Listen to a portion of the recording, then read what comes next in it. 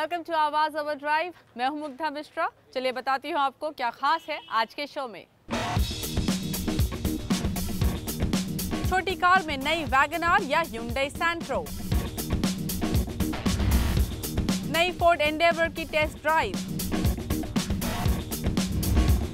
Traffic में mileage कैसे बढ़ाएं, और हमारे एक्सपर्ट टू धवन बताएंगे 8 लाख के बजट में बेस्ट हैचबैक कार कौन सी है। एक तो अंदर की जो स्पेस है वो बढ़ गई है, थोड़ी सी बड़ी हो गई है, चौड़ी भी हो गई है, नए फीचर्स आ गए हैं। अगर आप छोटी गाड़ी खरीदने की सोच रहे हैं और आपका बजट है 5 लाख रुपए का, तो आपके लिए हम दो बेहद पॉपुलर ऑप्शंस चुनकर लाए हैं, वैगन आर और सैंट्रो। दोनों ही जानी जाती हैं किफ़ायती और साथ ही बेहतर माइलेज के लिए, और अब आपको दोनों में ही ऑटोमेटिक का भी ऑप्शन मिल रहा है। तो कौन सी चुननी चाहिए आपको, चलिए पता करते हैं। मारुति सुजुकी और Hyundai देश की टॉप 2 मैन्युफैक्चरर्स अपनी इंपॉर्टेंट कार्स को पिछले दिनों में नए अवतार में लेकर आए। एक तरफ Hyundai ने लॉन्च की सैंट्रो और वहीं दूसरी तरफ मारुति लेकर आ गई वैगन आर का 3rd जनरेशन।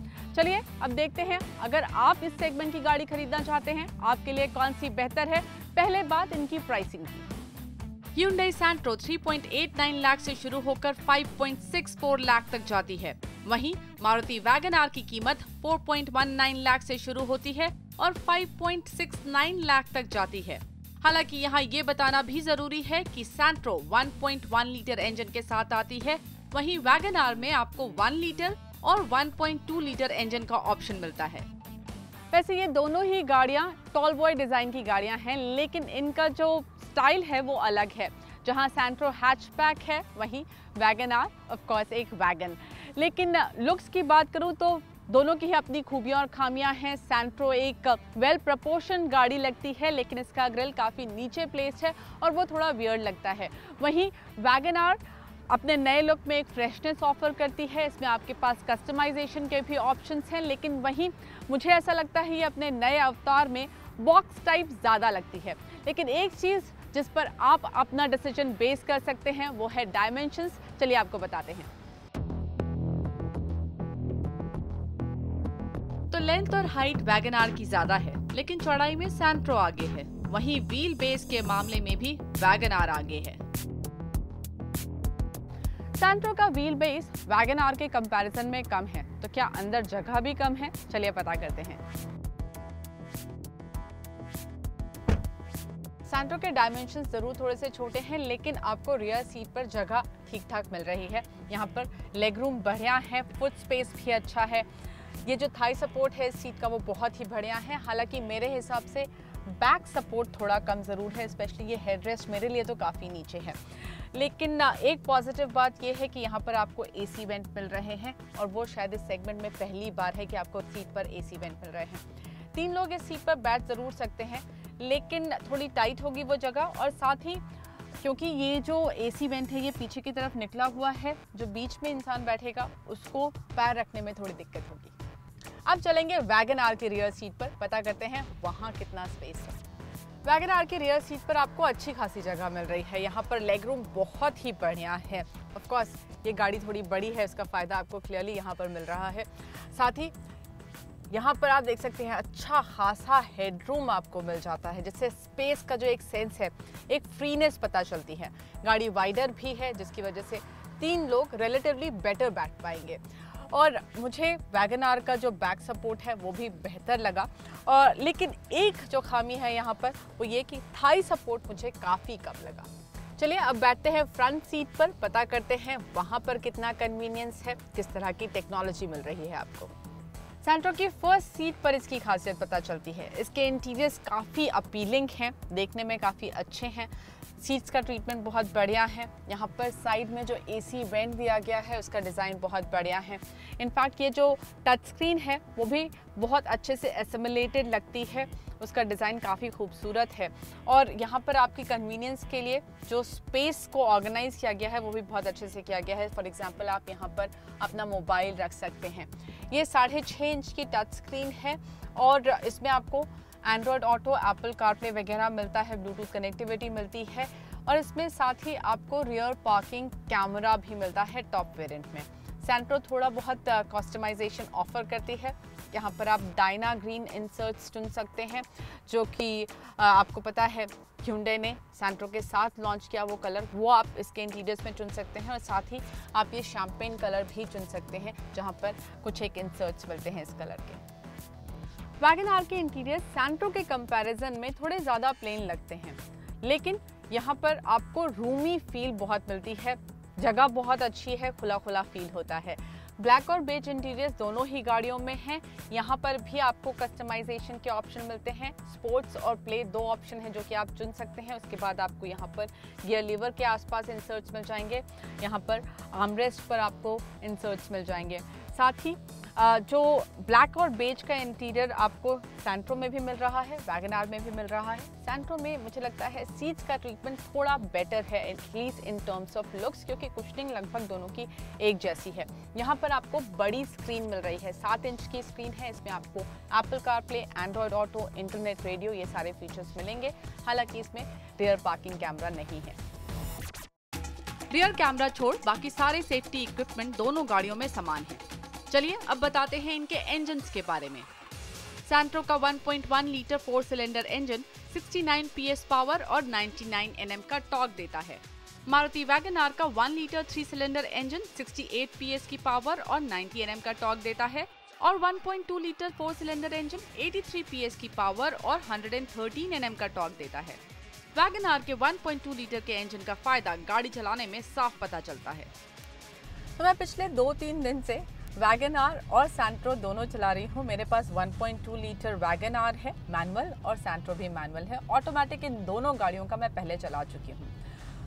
एक बात ज़रूर है कि 1.2 लीटर इंजन के कंपैरिजन में सेंट्रो ज़रूर अंडर पावर्ड लगती है। लोअर स्पीड्स पर आपको बार बार गियर शिफ्ट करना पड़ता है, डाउन शिफ्ट करना पड़ता है। कंपैरेटिवली वैगन आर काफ़ी ज़्यादा स्मूथ फील होती है। वहाँ पर लोअर गियर्स पर स्पीड पकड़ने में कोई मुश्किल नहीं होती। लेकिन जहाँ पर सेंट्रो जीतती है वो है इसकी हैंडलिंग। इसका जो स्टीयरिंग है वो बहुत क्रिस्प है, जबकि on the contrary Wagon R का जो स्टीयरिंग है वो काफ़ी स्लगिश फील देता है। इसके साथ साथ अगर आप ऑटोमेटिक लेना चाहते हैं तो डेफिनेटली सेंट्रो का ऑटोमेटिक वैगन आर के ऑटोमेटिक से बेटर फील देता है, बिकॉज वो काफ़ी स्मूथ है। उसमें हेड नॉट्स बिल्कुल पता नहीं चलते, जबकि वैगन आर के ऑटोमेटिक में first to second, second to third gear shifts clearly पता चलते हैं। तो वैगन आर 1.2 लीटर मैनुअल चलाने में अच्छी है, वहीं सेंट्रो ऑटोमेटिक की ड्राइव बेहतर है। लेकिन अब सवाल ये कि माइलेज कितना है।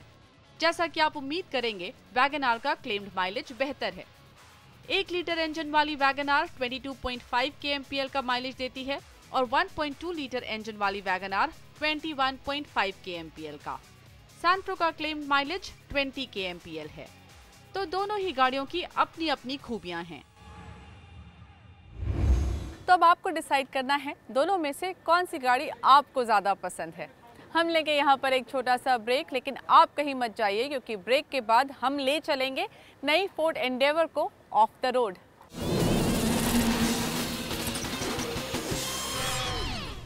Welcome back. आप देख रहे हैं आवाज़ ओवर ड्राइव। फोर्ड ने अपनी 7 सीटर एंडेवर को पिछले दिनों नए अवतार में उतारा। तो चलिए आपको बताते हैं क्या कुछ नया है और साथ ही ले चलते हैं इसे ऑफ रोडिंग के लिए।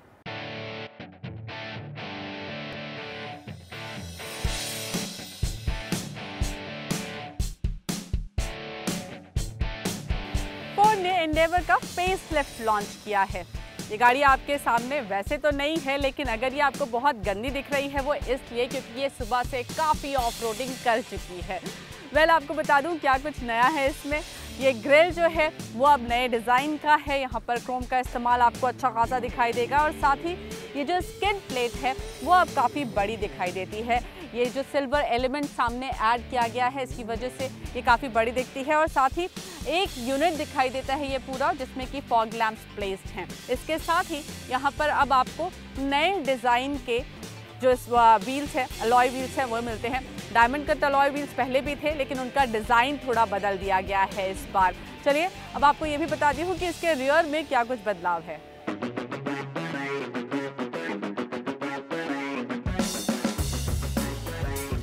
रियर में एंडेवर के लुक्स में कुछ खास बदलाव नहीं है, लेकिन एक चीज़ जो आपके कन्वीनियंस के लिए ऐड की गई है वो है मोशन सेंसिंग टेलगेट, यानी कि चाबी आपके अगर हाथ में है तो आपको अपना सिर्फ पैर घुमाना है और ये टेलगेट अपने आप खुल जाएगा।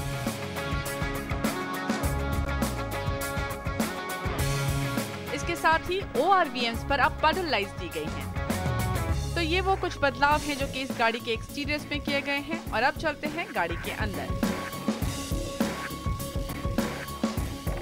फोर्ड एंडेवर के इंटीरियर्स काफ़ी फ्लश थे और वो अभी भी आपको दिखाई देंगे। बहुत ज़्यादा बड़े बदलाव यहाँ नहीं किए गए हैं।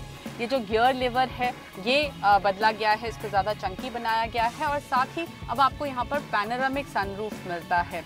इसके साथ साथ गाड़ी देखने में अंदर से काफ़ी अच्छी है और कंफर्टेबल है, लेकिन ये गाड़ी सबसे ज़्यादा ज़रूरी है इसमें इसकी ऑफ रोडिंग केपेबिलिटीज़। तो आपको बता दूं यहाँ पर आपको मिलता है rock mode, sand mode, snow mode और साथ ही नॉर्मल ड्राइव मोड मिलता है। इसमें हिल डिसेंट कंट्रोल है, डेप्थ लॉक है और 4x4 का ऑप्शन भी आपके पास है। लेकिन ये सारी चीज़ें बताने से अच्छा कि मैं आपको ले चलूँ ऑफ रोडिंग ट्रैक पर और दिखाऊँ what is this Endeavour capable of.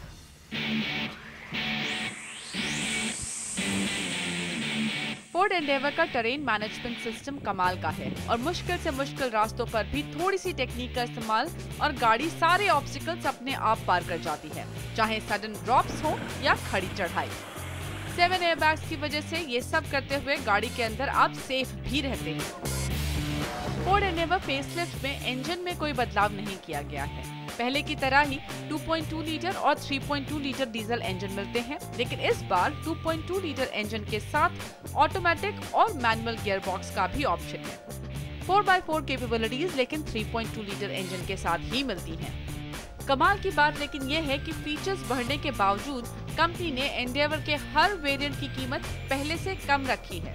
नई एंडेवर की एक शोरूम कीमत शुरू होती है करीब 28 लाख से और टॉप वेरिएंट के लिए करीब 33 लाख देने होंगे।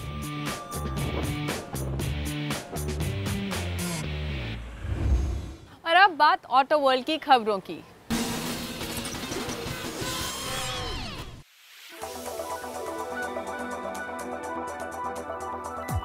टाटा मोटर्स इस साल के बीच में प्रीमियम हैचबैक कार लॉन्च करेगी। कंपनी इसे अर्बन कार कह रही है, इसलिए कंपनी ने इसका नाम अल्ट्रोज रखा है। अल्ट्रोज का कॉन्सेप्ट मॉडल 2018 के ऑटो एक्सपो में 45X के नाम से कंपनी ने शोकेस किया था। इसकी डिजाइन दुनिया के शानदार पक्षी अल्बाट्रोस से प्रेरित है।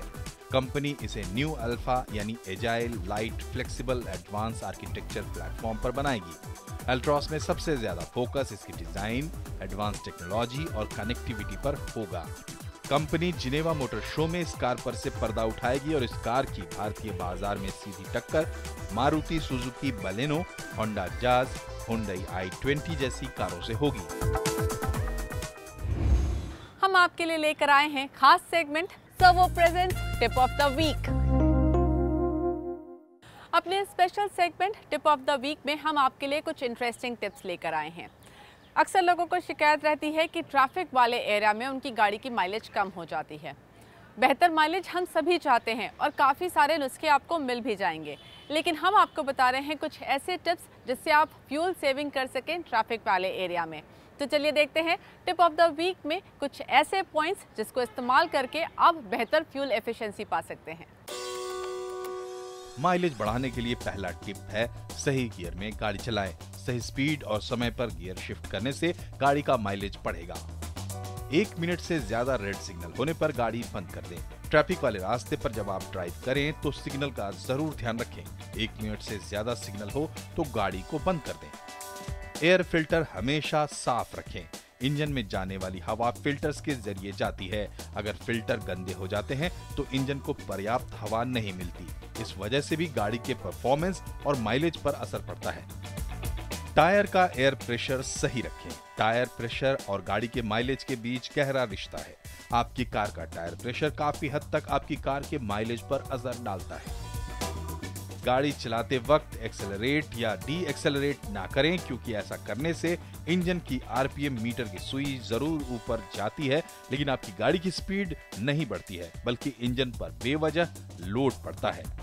ट्रैफिक वाले रास्ते में कई बार हम क्लच पर पैर रखकर चलते हैं। इससे माइलेज कम तो मिलती ही है, क्लच प्लेट भी घिसने या जलने का खतरा रहता है। ट्रैफिक से बचने के लिए यह भी जरूरी हो जाता है कि आप सही लेन में गाड़ी चलाएं। हमेशा रूट प्लान बनाकर चलें, इससे आप बेवजह इधर उधर घूमने से बचेंगे और फ्यूल की भी सेविंग होगी।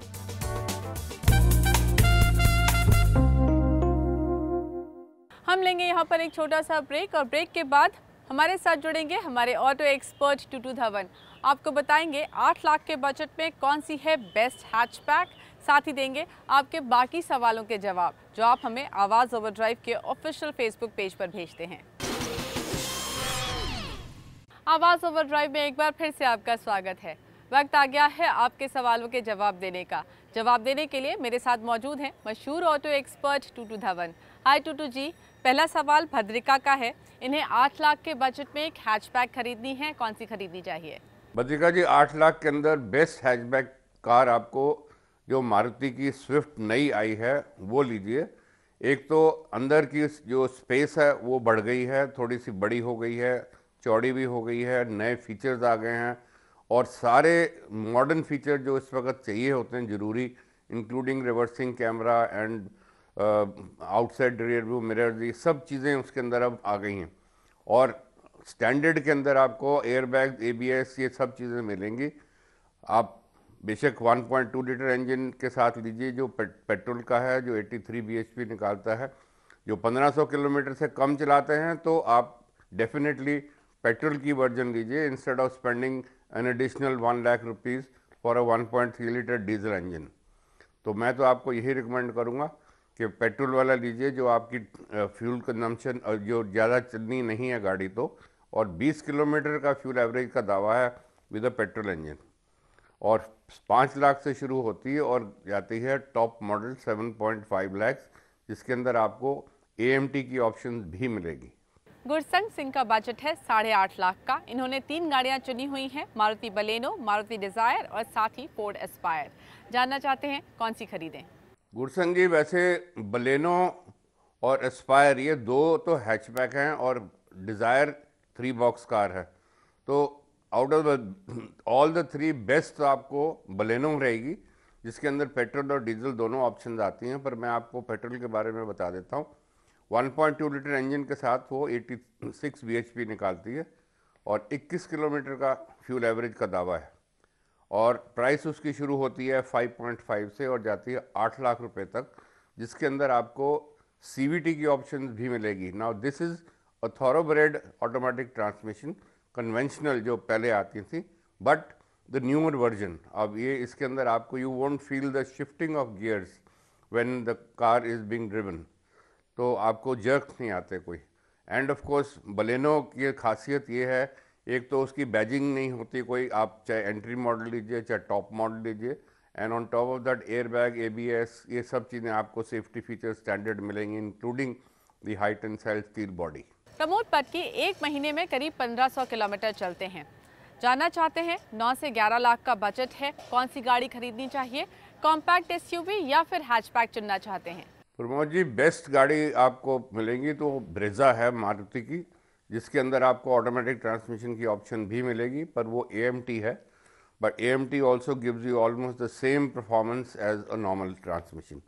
और 1.3 लीटर डीजल इंजन है, 90 bhp निकालता है, 24 किलोमीटर का फ्यूल एवरेज का दावा है, और प्राइस उसकी शुरू होती है 7.8 लाख से और जाती है 10.5 तक, जिसके अंदर आपको एयरबैग, ABS और safety features including the strengthened body, ये सब चीज़ें मिलेंगी। एंड ऑफ कोर्स आपको इसके अंदर कलर की चॉइस भी अलग अलग मिलती है। They give you some very nice smart colour combinations which you can choose with graphics, तो it looks really outstanding. Rajeev Goyal जानना चाहते हैं कि 2014 की निसाम माइक्रा सेकेंड हैंड खरीदना अच्छा ऑप्शन है या नहीं? राजीव जी, हाँ, डेफिनेटली लेनी चाहिए, because according to survey and our experience वो ये कहता है कि जो सेकंड हैंड गाड़ी 2-3 साल पुरानी हो वो बहुत बढ़िया और बहुत बढ़िया प्राइस में आपको मिल जाती है, और डेप्रिसिएशन जितनी होनी होती है पहले 3 सालों के अंदर वो ऑलमोस्ट हो चुकी होती है, and the price comes to almost 50% 3 साल के बाद। तो मैं तो आपको यही रिकमेंड करूँगा कि आप थोड़ी सी इसकी बैकग्राउंड का पता करा दीजिए ये सर्विस हिस्ट्री होनी चाहिए ठीक, इंश्योरेंस हो, कोई एक्सीडेंट ना हुए हों, ये आपको वर्कशॉप से आपको पता लग जाएगा। प्लस आप जो ले सकते हैं from an outlet of a dealer, जिसके साथ सेकंड हैंड की इंश्योरेंस भी मिलती है, then they go through all the paper work and they assure you कि आपको गाड़ी सही मिले। और साथ साथ some dealers also give you a 6 months warranty. तो देखा जाए तो गाड़ी का तो कोई प्रॉब्लम नहीं है, बाकी उसकी जो बैकग्राउंड पेपर वर्क है वो जरूर एक बारी चेक कर लीजिए and then go for it. Well, I hope आपको आपके सवालों के जवाब मिल गए। अगर आपका ऑटो से जुड़ा कोई और सवाल है, आप हमसे पूछ सकते हैं आवाज़ ओवर ड्राइव के ऑफिशियल फेसबुक पेज पर। Till we meet again, drive safe, enjoy your ride and keep watching CNBC आवाज़।